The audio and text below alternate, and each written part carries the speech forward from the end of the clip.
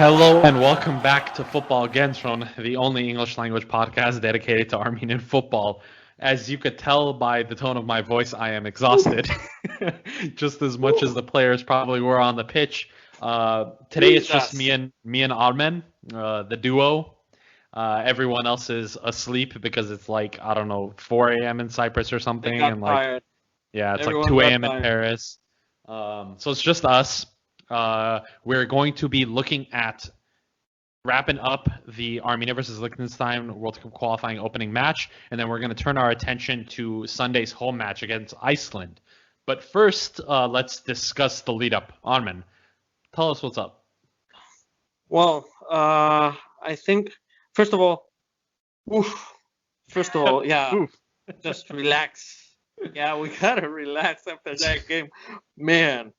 Jesus Christ. Okay, so I think Adam, all of us were expecting Edward Spertian somewhere with in the training, and that didn't happen at least for this game. Turns out he was carrying what was supposed to be a light injury, and he just flew to Yerevan after some doubts whether or not he was going to make it. He is in Yerevan. I repeat, Edward Spertian landed in Yerevan and can play, well, probably could play against Romania if Caparros deems it fit. So this is not a drill. Spertian may make his debut. Wait, but before you get there, now like we were talking about in the last episode, how he had his depth chart and he had Spertian as the central midfielder that played alongside the defensive midfielder. I completely understand now obviously we're going to talk about this later, but when Caparros dropped Sacco down from striker to center mid, that changed the game completely. And now I see it now. Anyway, continue. No, it was beautiful, man. Sacco, what a guy. Other notable absentees for today's game that were and are actually in the national team camp, but are carrying different injuries. Light injuries would be starting left back Arman Ovanesyan, whose absence was also noticeable with Kamo Ovanesyan trying to replace him. Weimar Angulo, about whom we knew he wasn't fit, and apparently neither were Hagop Hagopian or Bedros Avedisian, the two former Urartu Academy teammates, very talented, 23 years old, both of them, and hopefully they can break their way into the starting lineup against Romania for the last game, because both of them are very, very talented. We'll see about those guys, about Hovhannisyan, Arman, Angulo, Hagop, and Bedros. Yeah, after today's performance, I think I don't know how likely it is going to be for Hagopian, Petros Avetisan to get into the team because of the amount of attacking options we have already. And I think in defense-wise, we're pretty stable. Kamo seems like a good backup at left back. I'm just kind of surprised we didn't see Serop Grigorian, but that was because he had a minor injury as well, right? I'm not sure. I mean, hopefully that's not the case, because by now it should be alarming the amount of fullbacks carrying light injuries. Yeah, I know. Yeah. Well, anyway. And if we're actually talking about fullbacks, we should bear in mind that if Hagopian makes it back from his light injury, Caparros actually sees him more as a fullback than his natural position at defensive mid. Yeah. So we got that. But we actually have more news on Caparros, though. Yes. So he had the pre-match press conference where he was getting really annoyed by all the players. It was a juicy one, huh? Yeah. Here's the quote. He said, "Quote: We are taking into consideration every Armenian player abroad who may have the desire to play for Armenia." Basically, what he meant is that the players who show disinterest or anything but love for Armenia is not what he's looking for. So he's clearly dropping hints here, right? Yeah, play from the heart. If you don't play from the heart, We don't want you. That's what they said. And that comes down to, what we've said is that like all these players, the Tikinesians, the Zaharians, the Spertians, what we say, like we want people who want to play for Armenia, not people that feel like Armenia is a second choice. Hopefully that's a tide that's changing. Another important point in the press conference that you had actually brought up, Armen, was something interesting Han Bartumian said.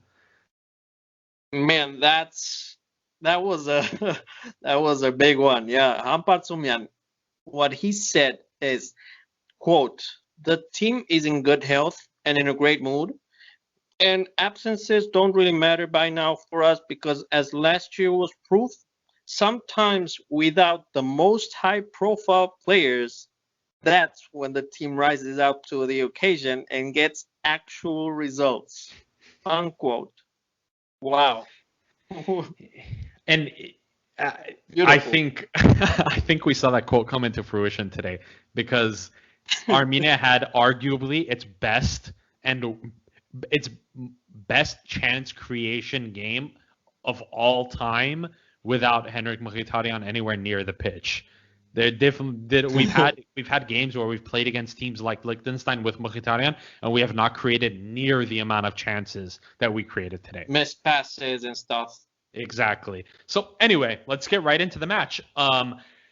Armenia lined up in a 4-4-2, something that we thought might happen, but we weren't quite sure. But it seems like this is the formation that Joaquin Caparros is kind of leaning towards, right, Armen? No, I actually don't think that's what happened, because Caparros has said over and over again that he would rather adapt to the opposing side like a chameleon than try to stick to a game plan. And actually that makes perfect sense, because if you're faced against a team like, I don't know, Liechtenstein or Iceland that we're going to play after this on Sunday, that are two very different teams with very clear game styles. If that game style doesn't suit you, you will have to adapt, is the word, like a chameleon. Yeah. And Armenia, you and I both know Armenia usually plays 4-2-3-1. Yeah. But for some reason, I saw this game as a 4-4-2 because Caparros said we had to adapt, and I'm happy that he never even doubted we were gonna win this. Yeah.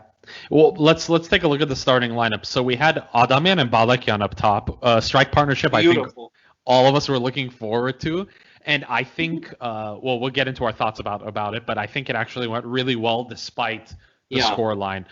We had Bayraman and Barsegan on the flanks. I don't think there was a surprise there. They were both fit. They're both always going to start. Grigorian and Udo made up the central midfield partnership. And then our back line was Kamo on the left, Hovannes Hambartumen on the right, Kalisir and Haroyan in central defense, and Yurchenko on goal, who literally was like on vacation. It was there's actually a meme I saw online about Yurchenko spinning the Horovats, they photoshopped a Horovats, a Mangal in front of him. Yeah. And it was so funny. So moving on to Liechtenstein's lineup, they had oh my god. So they had it seen as a 3-1-4-2 formation, when in reality what it was an 11-0-0.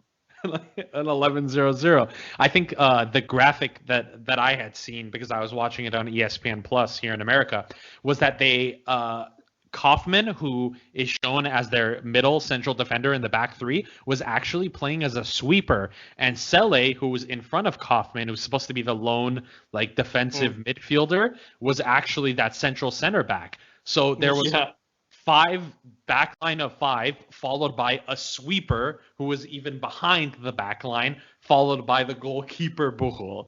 So I mean, there's parking the bus, but then there's like parking the bus, the train, the airplane, the freaking building. Like these guys literally the whole of Liechtenstein, that was all parked. I've literally never been so frustrated in my life as watching this team play.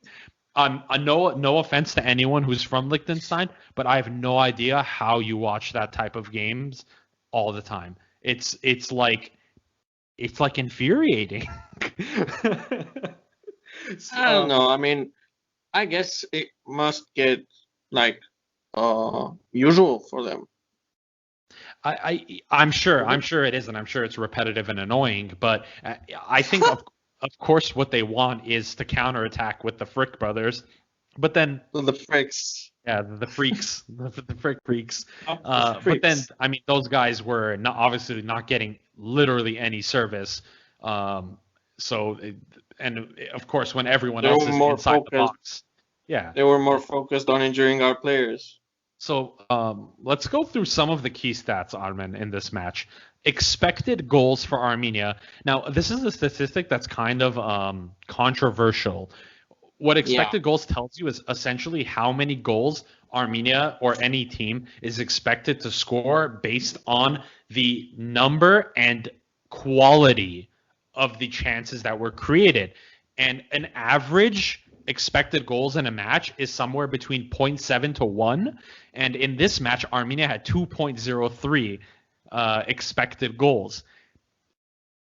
And that was because there were 26 shots and 22 chances created. It was, I mean, there's really nothing more to add. I mean, there was only one team on the pitch. The other were just like a group of karate kids. I don't know what it was.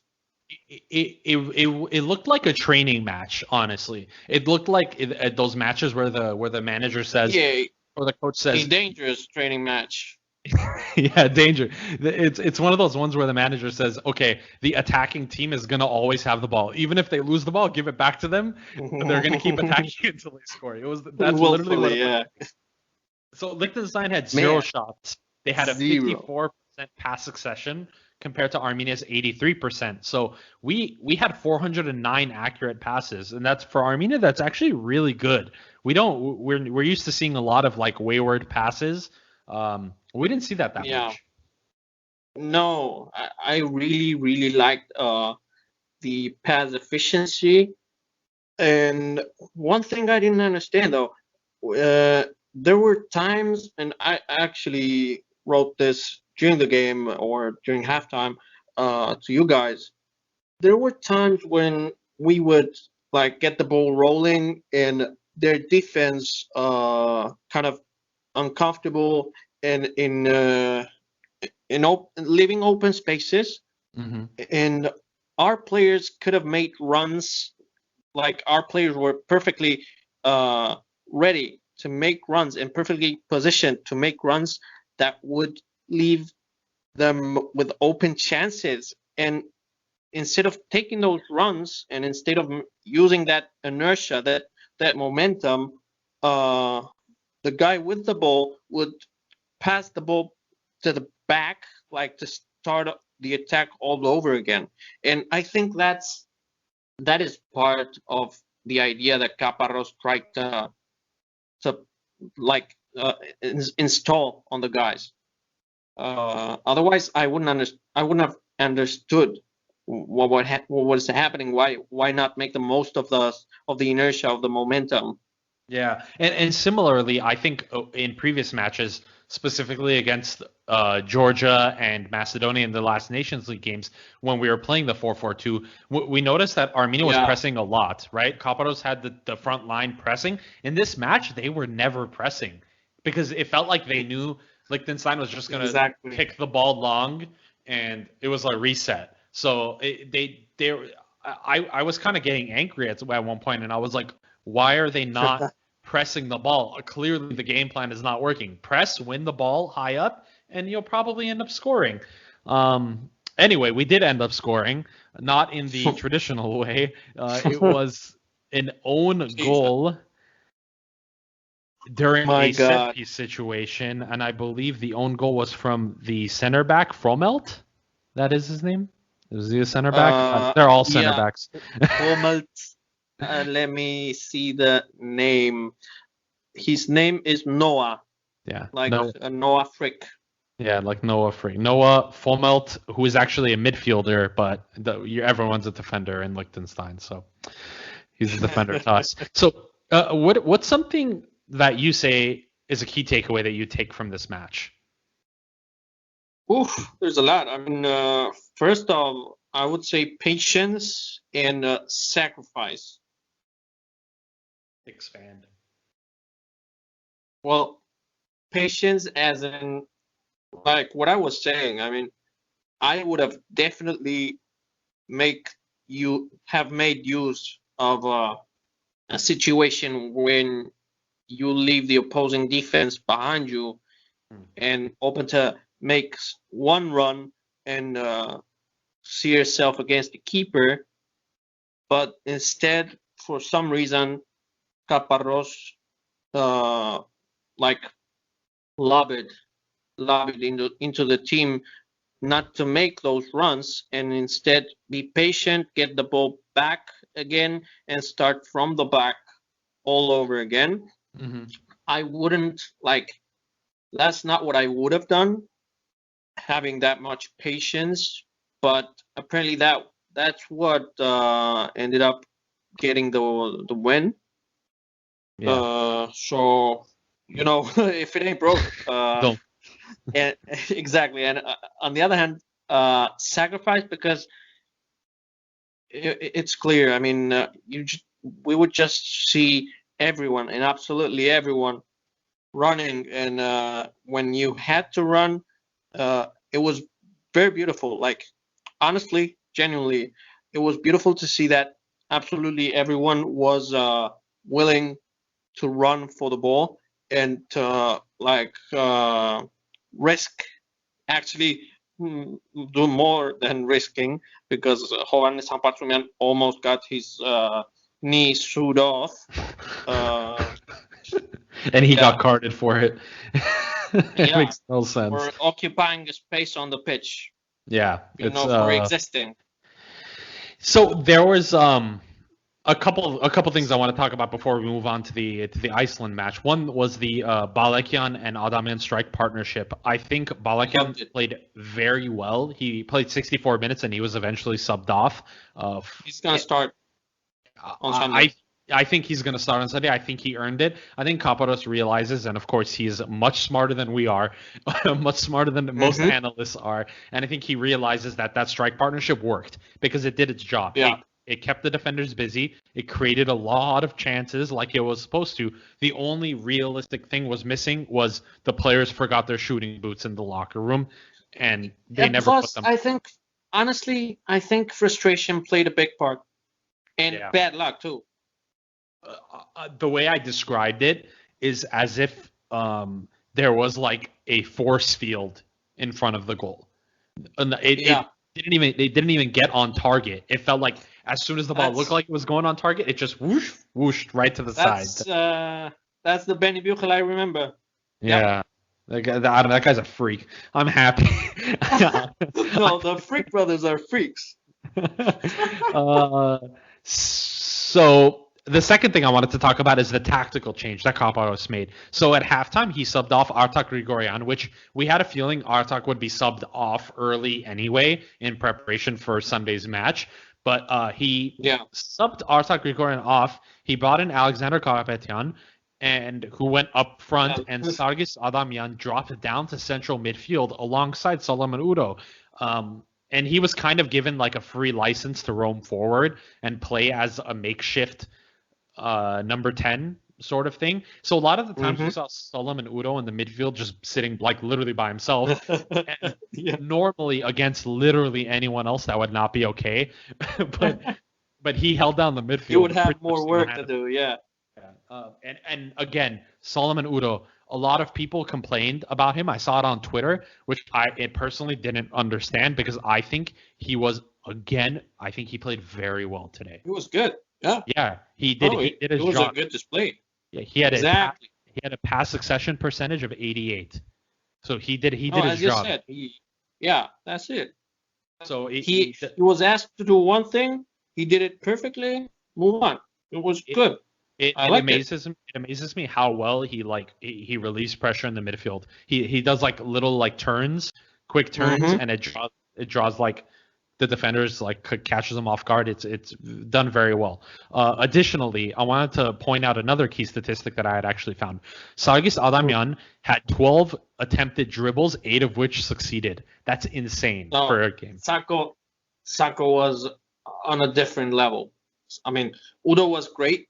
Most of the team was great, but Sako was something else. Yeah. You can see why he is who he is. He was the difference maker. Yeah, he was the difference maker. And clearly the game plan was to get the ball in the box and to have some sort of like second touch, tap in the back post type thing. Yeah. And that's why we see that Hovhannes Hambarzumian and Tigran Barsegan combined had 18 crosses just from that right side. Yeah. So it was clearly that was the focus.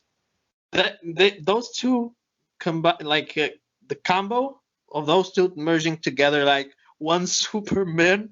It reminded me of their time at Vardar, and they played for 2 years together. They took that team single-handedly, the two of them together, to Europa League. I mean, that team made it to Europa League thanks to Barsegian and Hambarzumian, which led to both of them later on parting ways to better clubs. Mm-hmm. But you can tell those two sync. Yeah. Elsewhere, I think Badamian had a very good game. He had a very frustrating game. He kept on getting fouled a lot. And you could tell that was their game plan, was to just try to get under our players' skins. We somehow ended up with more yellow cards than them. I don't know how. Bias. I know exactly why, and it's sad and disgusting. But as you say, we move on. Yeah, we move on. And it was beautiful. In the Football Kentron fashion, we are very thankful that match is over. We are still undefeated against Liechtenstein. Now we have 3 wins and 2 draws, and we are now undefeated in 6 matches. Joaquin Caparas has only lost 1 match, and that was another thing we haven't really talked about. Clean sheet. Another clean sheet. Yes. Round of applause. Absolutely. We forgot about Yushchenko. We forgot about him. Well, Yurchenko literally did nothing, but I mean, the central defenders, Havakagan and Kalisier, played fantastic. Oh, yeah. 2 things. I mean, I usually like to focus on the unnoticed work. And Kalisier and Haroyan, wow. Especially Haroyan being the captain and his passing game. I mean, we both know this by now.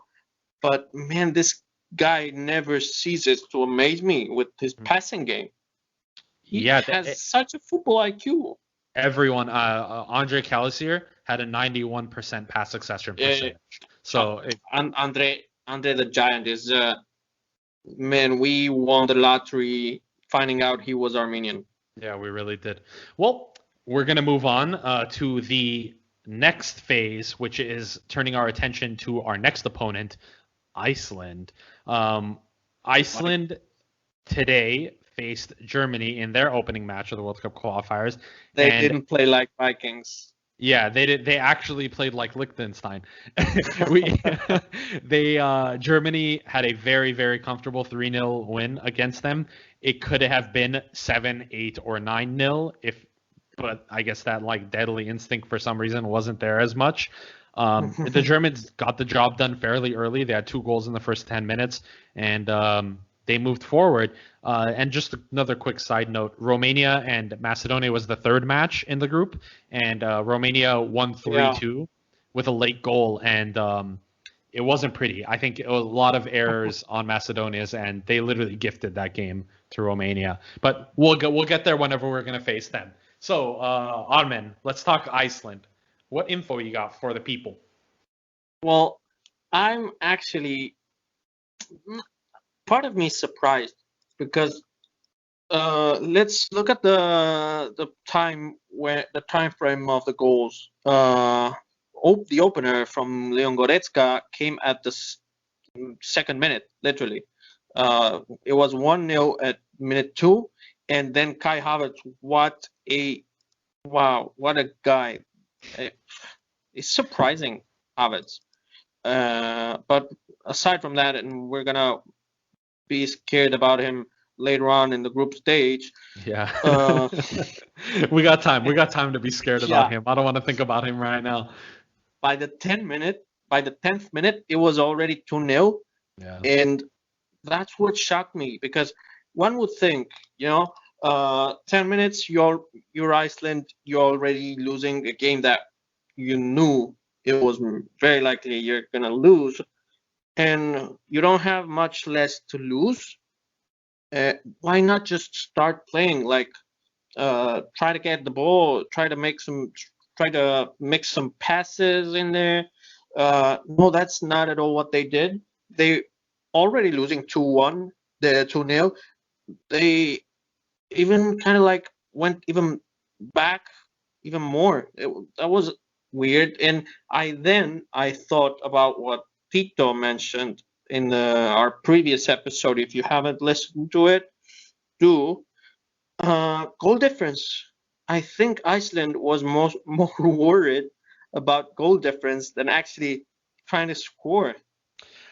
Yeah, so they ended up playing a 4-1-4-1 formation, which pretty much ended up being Gunnarsson, who's their lone central defensive midfielder, just dropped in between the central defenders, Amerson and Ignason, and they were just practically playing a 5 at the back the whole time. It was very obvious that they were like, please don't kill me, please don't kill me the whole time. But that's not the Iceland that we're going to expect, right? I think we're going to expect not at all a much different Iceland team, because they pretty much said, like, they pretty much told Germany, give it to me, but just give it to me softly. I don't want to be embarrassed. Jesus, why do you make everything sound dirty? I didn't say anything. So they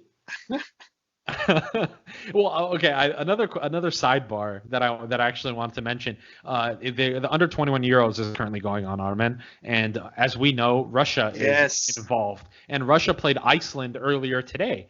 Today being Thursday, the day of the match, and the Russian under 21 team beat Iceland 4-1, I believe, and 3 of the goals came courtesy of Armenian players. Nair Tiknesian had a beautiful chip. Zakharyan won the penalty, and then he also scored a fantastic solo goal. So we're looking at being, the next step in the evolution, and the senior Armenia team, with the big boys beating the Icelandic big boys, and hopefully we can follow suit of the Armenian youth players who are currently shining in the under 21 Euros. Let's talk coaching staff, Armen. Who are these people? Because Iceland had a coaching change recently, right? Everyone has. Liechtenstein had their own new coaching staff, and after last season's fiasco for Iceland in UEFA Nations League, about what we're gonna talk, because there has been some concerning facts for Iceland last season, so they had to sack Erik Hamren, their former Swedish coach, after only 1 win in 8 official games last year, hiring now Anna Widersen, and hopefully we can beat them and tell Iceland of Widersen, Anna Widersen. Thank you. That's the reaction I was going for. That may have been one of the worst jokes that has been ever said on this podcast. The worst or the best? The best. The best. only the best coming from Football Kentron. The best. The highest. Only quality. The best. Yeah, make them doubt, Aram. So they're obviously very new there's a new coaching staff, but someone that's very familiar with Iceland. He was the former under 21 head coach, and we're pretty much expecting kind of like a youth injection into Iceland, right? Because that's something that they're kind of having a hard time kind of transitioning, because they had so much success in such a short period of time, making it to the World Cup, making it to the Euros, beating England. They had this huge frenzy, but now it's kind of like what's kind of what's the word I'm looking for? It's like Like hangover. Yeah, kind of like what happens every cycle. After the high, you get the low. And we have to take into account that, Arnar Vidalsson is their new head coach. Fun fact, former Barcelona and Chelsea striker Eidur Gudjonsson is their assistant coach. But the key, I believe, the key fact is that their technical advisor is Swedish national team expert that coached precisely Sweden, Norway, and Nigeria, among other national teams, Lars Lagerbäck. Ooh. Lagerbäck is a man we know from several World Cups and Euros, but he was also Iceland national team head coach between 2011 and 2016. That's 5 years during which he set the grounds for the record-breaking Iceland national team we all know about. This guy, Lars Lagerbäck, was basically our Gines Melendez. What Gines Melendez did for us, but he is doing now for Iceland. And he knows Iceland for being their head coach for 5 years in a row. So he knows them and their system to the very core. And but hopefully it's too soon for him to make a difference. Well, if we look at their previous results, they've pretty much been getting battered everywhere they've been going. They lost to England in the Nations League. They lost to Denmark in the Nations League. They lost to Belgium in the Nations League. They lost to Denmark again in the Nations League. They failed to pick up a single point in their UEFA Nations League campaign. And it was crazy because, and this is more, you could say this could like possibly have a link between the bad results at the last minute, because like they lost 4 points at the last minute in two different games. They lost 4 points literally. Like they were winning against Hungary, for instance, and it was a comfortable win until the 88th minute, and then in the 90th, in 2 minutes, Hungary turned it around, and I think that has a little to do with their former coach Eddie Cameron. But that's the thing. Whenever you think of Iceland, you think of a well-drilled, cohesive unit, organized, that's organized and that is not going to lapse and concede a goal in the last 10 minutes to lose a match. But that's exactly what happened to them against Denmark. That's also what happened to them against Hungary. That's not the England match, but against Belgium, it was a similar story. So there's clearly some sort of like lapse of concentration going on in Iceland currently. Yeah, and if you think about it, they just got ran over by a huge truck called Die Mannschaft. So I think they're still confused about everything, and we got to make the most of it. I mean, psychologically. Yeah, and so let's look into how they did and their match against Germany, because obviously that's their most recent result and something that maybe we can pull the most information from. Rúnar Sigurðsson, who is a very experienced central midfielder for Iceland, was injured early on, unfortunately, in the match against Germany, but he was replaced by Albert Gudmundsson, the PSV Eindhoven center forward. So kind of like, I don't know, a net positive maybe there for them, because now it looks like Gudmundsson is probably going to start against Armenia. Yeah, I agree. I mean, that's what it looks like. They have more than good alternatives to replace, whether it's Sigurðsson or anyone else, really. I think their fullbacks are also going to change, because I think he was trying out things, but I also have to check if their other center back Kari Arnason got suspended or not. But their Ingesson, this Pauk center back, is clearly their star defender right now. And we're talking about Kolbeinn Sigthorsson from Göteborg, in Sweden, former teammates of Andre Arja and Challenger.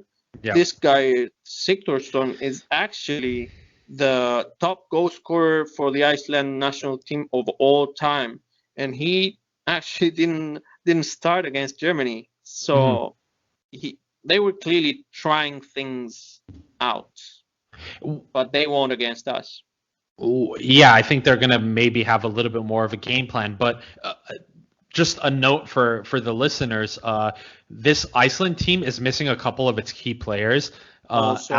Alfred Finnbogason and Gylfi Sigurdsson, who is like equivalent to their Mkhitaryan, both miss this match against Germany, and will also miss the match against us on Sunday. So they're also trying to cope without some very key players. But unlike us, they do have maybe arguably a little better depth or depth of better quality than we do. Exactly. That's perfect. Yeah. That's what's happening. Yeah, so they had Bodvarsson, the Millwall striker, start up top. He got subbed off late. He didn't have much service in the match in general. But one thing that from watching extended periods of this match we noticed was that Germany saw the center of the Icelandic defense as the weak point, contrary to what Armenia normally tries to do, which is a lot of wing play. Iceland's center seemed to be the issue. That's where they scored twice in the first 10 minutes with very direct plays down the middle and less of plays down the wing. And this is Germany we're talking about. They had Leroy Sané and Serge Gnabry on the wings. It was amazing. And these players were asked to play a little bit more centrally, which, of course, for players like them isn't going to be a problem. Another thing that we noticed was that Iceland was playing at 5 at the back, but this isn't really something that we're going to expect, right? Not at all. Not at all. I mean, yeah, they are going to expect to dominate us. Literally, the roles are going to change. Like, we were the dominant force against Liechtenstein, and they were the dominated force against Germany. For the both of us, things are expected to change. And as I was talking in the start of this episode, I think Caparrós has a very clear mind about adapting like a chameleon. And I strongly believe we are gonna have a more not direct but passing, short passes game style with an actual number 10 this time. So how do you expect Joachim Caparrós to approach Iceland? As opposed to Liechtenstein's game, I would expect a 4-2-3-1. More fast pace, more hard, with higher and harder work rate, short passes, and more not physicality in terms of the strength and toughness, but rather speed. We are gonna rely heavily on both speed and brain speed. Passes should be like the ones Germany created to beat them. Short passes and then boom, shoot when they don't expect it. So we're basically going to be essentially playing we're going to be playing a counterattacking style, right? That's kind of the expectation, because obviously with the number 10. Yeah, with the number 10, Iceland are clearly the superior team, but we're not going to pay too much respect to them because we know we have more than enough firepower and more than enough talent on our team to to get all 3 points here, especially considering that it's at home. So you're saying a 4-2-3-1. Who do you, based on what we saw today, who do you expect to start that match? Because clearly, I mean, as much as you and I have been begging for it, it doesn't seem like Vahan is going to start a match anytime soon. I don't know about that. I mean, actually, and this time I actually have a pretty clear mind because about who's gonna start, in my opinion, because that's the thing, when you play against teams like Liechtenstein, when there's situations where you can expect to do anything, and you can allow yourself to try things out, or you're gonna be dominant. But against teams like Iceland, against very precise, as you said, organized, well-engineered teams like Iceland, that have a very specific system, and are clearly better than you. There are a few things that you can try and stick to. And right now, I think Caparrós won't be messing around either. I think he's going to start with Yurchenko at the goal, as always, hopefully rolling and spinning the Chorovads again, hopefully. Not expected, but hopefully. And defense, I would play Camo on the right back this time, not on the left. That was a surprise today for all of us. You don't think Hambar Zuman's going to retain his place? He started almost every match. He is our clear starter. He is way better than Camo by now, and way more than a leader. Mm-hmm. But I want him to rest because of what we saw today. He got a very heartbreaking, actually, and almost knee-breaking tackle on him. That he was visibly limping after that one. He played like literally 15 or 20 minutes limping. You could see him. I honestly was sad for him. Yeah. I was angry. I hope if that's the case, I hope Serop Grigorian is in the 11. I think Serop will start on the left and on the left back, and Camo on the right back, using both of their speed and stamina against Iceland. And of course, the center back duo, Çalışır and Haroyan, as usual. Pure chemistry behind there in the bottom. Defensive midfielder, I would start Karen Muradyan because his feet fit. He has quality, and whether it's Udo or Grigorian, it's gonna be one of those two because they're both tired from the Liechtenstein game. But that's the thing. Muradyan with Udo would sync up perfectly because they know each other very well from the Armenian Premier League, playing together several years until 2020, when Udo just left for Kazakhstan. And if it's Grigorian, I think it's gonna be good because Grigorian is more well rested than Udo.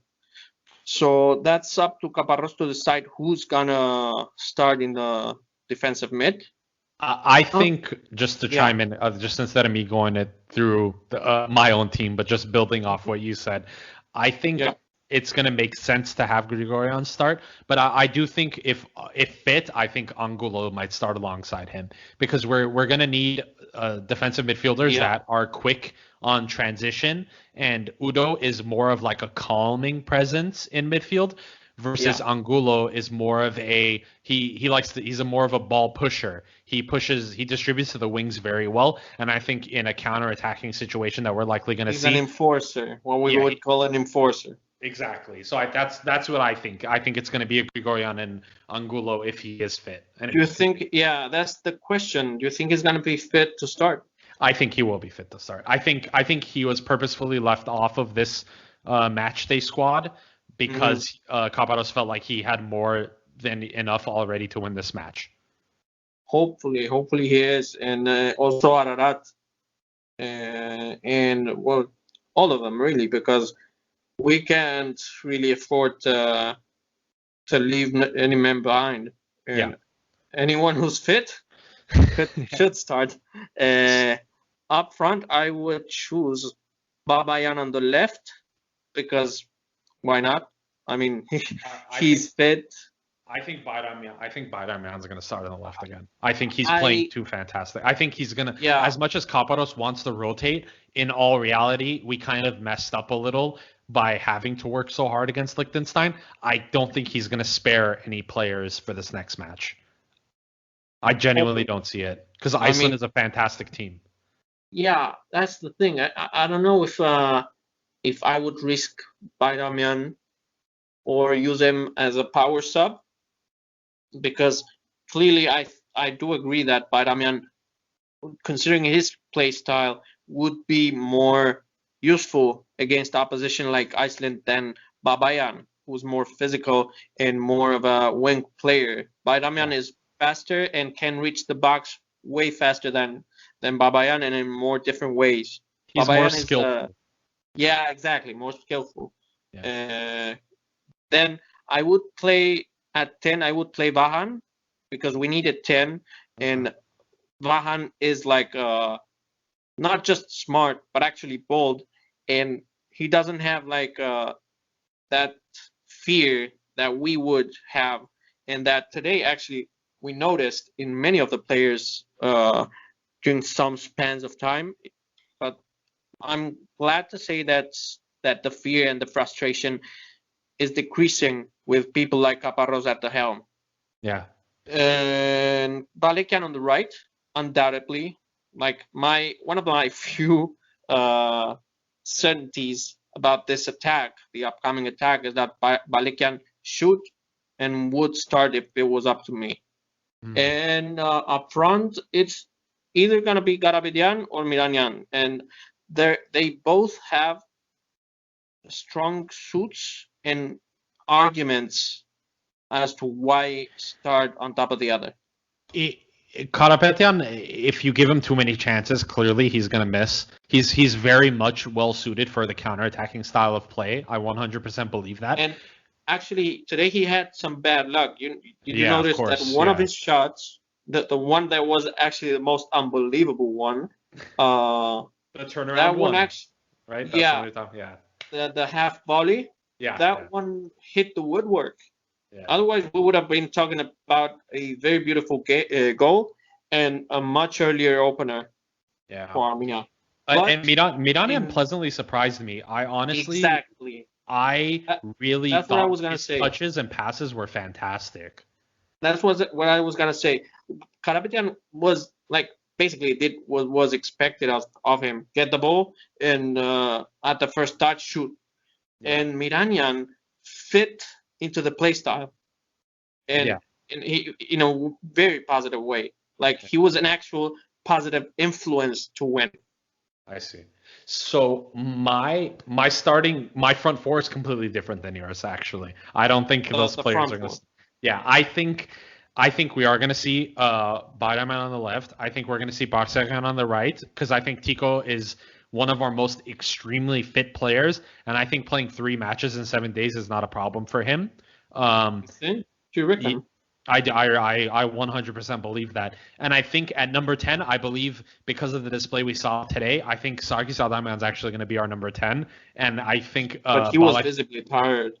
Yeah, but he'll recover. I think the thing about match fitness is that you need to play full matches in order to get better fitness. If he's going to have a good recovery today, post-match, I think he'll be fine to start at number 10. And then I think Balakian will start up top as the lone striker, because I think that combination, that understanding as the game went on between Armen and Balakian was very clear, and I think it's gonna produce. It was nice, wasn't it? Yeah, it was. I really love it. I want to see Balakian score. He deserves it. I think he gets, in my opinion, like, he plays his role and he does it really well. And I think this was by far his best game for Armenia. Being subbed off early wasn't because of a poor performance. I think that was because I think Kaparos needed to switch it up a little bit, and maybe he's holding on to him for the next match. Oh, definitely. I mean, some players that literally fit the system perfectly were Bayramyan and Balekan, both of them basically newcomers by now. Yeah. So that's pretty much what we're expecting for this game against Iceland. The match is going to be on Sunday, 9 a.m. Pacific Standard Time, 12 p.m. Eastern Standard Time. What time is the game in Buenos Aires, Armen? It's going to be Sunday at 1 p.m. Like literally our lunchtime. Lunchtime at Sunday. It's literally going to be that. And we will also again be live tweeting through the Football Kentron account for that match as well. So if you haven't already, drop Football Kentron a follow on Twitter so you can follow our coverage. We don't bite for now. Yeah, we don't bite for now. Are there any closing remarks that you have, Armen? Yeah. I mean, I was gonna talk about how interesting it was that last year, the only official game that Iceland won last year. Remember that I told you they won one game in 8? Mm-hmm. Well, guess who they won? Who they beat last year? Who? You already know. Our future rivals, no other than Romania. It was a 2-1 win in Reykjavik. I don't know how to pronounce that. Reykjavik. Yeah. It was close. It was. I watched too many Vikings, I like that show, but not more than I like Football Kentron. It was a brace from Gylfi Sigurdsson, their captain, star, their Mkhitaryan, who's not gonna be playing against us. And for the visitors, their star Alexander Maxim, he scored from the penalty spot. So there's a lot to take from that game for Caparros, and hopefully we know what to expect on Sunday. Big game coming on Sunday. So Armenia versus Iceland is the early game of the group. North Macedonia are at home against Liechtenstein, and then Romania are at home against Germany. 3 points would see us retain our top spot. We're hoping Romania can do us a solid and make Germany drop some points. And I don't know.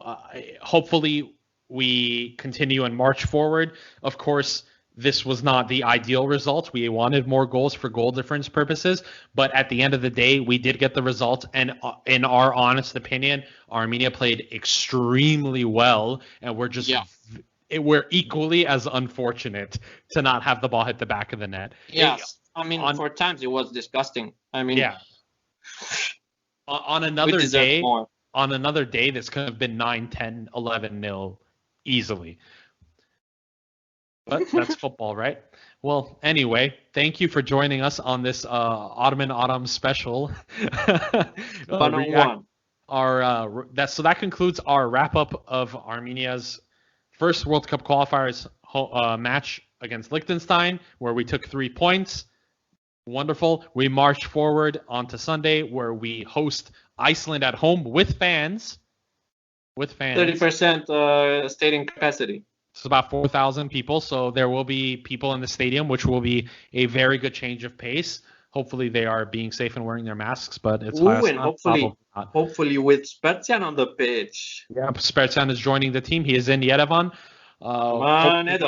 We see him at his debut. If not, hopefully against Romania.